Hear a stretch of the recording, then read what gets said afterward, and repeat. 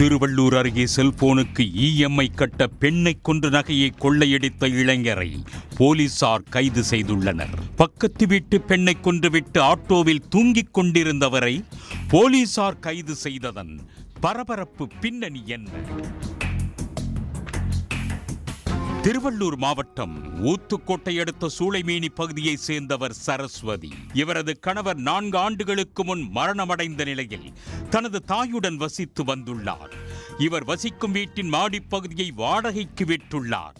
அவரின் தாய் வெளியே சென்ற நிலையில் சரஸ்வதியை அவரது மகன் செல்போனில் தொடர்பு கொண்டுள்ளனர். ஆனால் செல்போன் சுவிட்ச் ஆஃப் என்று வந்துள்ளது. இதனால் அதிர்ச்சி அடைந்த மகன் அருகே வசிக்கும் தம்பி ஒருவரை அழைத்து வீட்டிற்கு சென்று பார்க்க கூறியுள்ளார். அப்போது மாடி வீட்டில் அடித்து கொலை செய்யப்பட்ட நிலையில் இரத்த வெள்ளத்தில் கிடந்துள்ளார் சரஸ்வதி.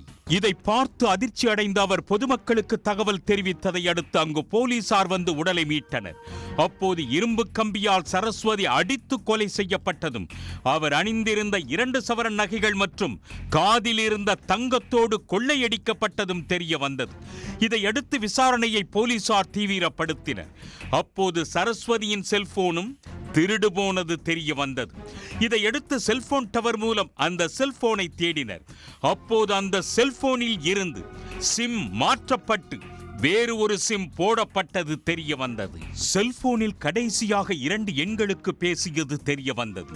அதில் அம்பத்தூரில் கள்ளிக்குப்பம் பகுதியை சேர்ந்த விஜயலட்சுமி என்பவரிடமும் சென்னை அரும்பாக்கம் பகுதியை சேர்ந்த அஜித்குமார் என்பவரிடமும் பேசியது கண்டுபிடிக்கப்பட்டது. இதையடுத்து ஒரு தனிப்படை போலீசார் விஜயலட்சுமி குடியிருக்கும் கள்ளிக்குப்பம் பகுதிக்கும் மற்றொரு தனிப்படை போலீசார் அஜித்குமார் இருப்பிடம் உள்ள சென்னை அரும்பாக்கம் குடிசை மாற்று வாரியம் பகுதிக்கும் விரைந்தனர். அங்கு போலீசார் குடுகுடுப்பக்காரன் வேடத்தில் சென்று தகவலை சேகரித்துள்ளனர். இதில் வெங்கடேசன் என்பவர் அஜித்குமாரின் நண்பர் என்றும் அவர் கையில்தான் செல்போன் இருப்பதும் உறுதியானது. வெங்கடேசனின் காதலிதான் விஜயலட்சுமி என்பதும் தெரிய வந்தது. இதையடுத்து வெங்கடேசனை போலீசார் வலைவீசி தேடி வந்த நிலையில் அவர் அங்குள்ள ஆட்டோ ஒன்றில் கஞ்சா போதையில் உறங்கிக் கொண்டிருந்த போது கையும் களவுமாக கைது செய்தனர். அவரிடம் நடத்தப்பட்ட விசாரணையில் திடுக்கிடும் தகவல் வெளியானது. வெங்கடேசன் வேலைக்கு செல்லாமல் கஞ்சா போதைக்கு அடிமையாகி உள்ளார்.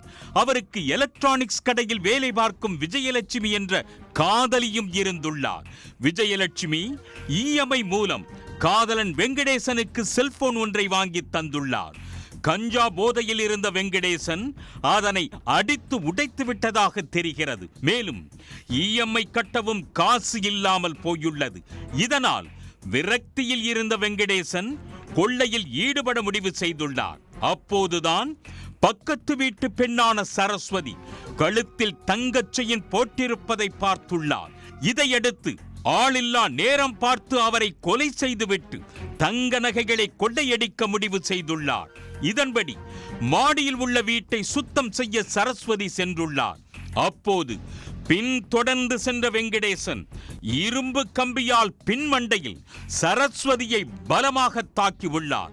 இதனால் நிலை குலைந்த சரஸ்வதி கீழே விழுந்த நிலையில் அவரை மேலும் பலமுறை தாக்கி கொலை செய்துவிட்டு அவர் அணிந்திருந்த நகைகளை கொள்ளையடித்து சென்றது விசாரணையில் தெரிய வந்தது. இதையடுத்து அவரை கைது செய்த போலீசார் அவரிடமிருந்து நகைகளை மீட்டுள்ளனர். உடனுக்குடன் செய்திகளை தெரிந்து கொள்ள சன் நியூஸ் பெல் ஐகானை கிளிக் பண்ணுங்க.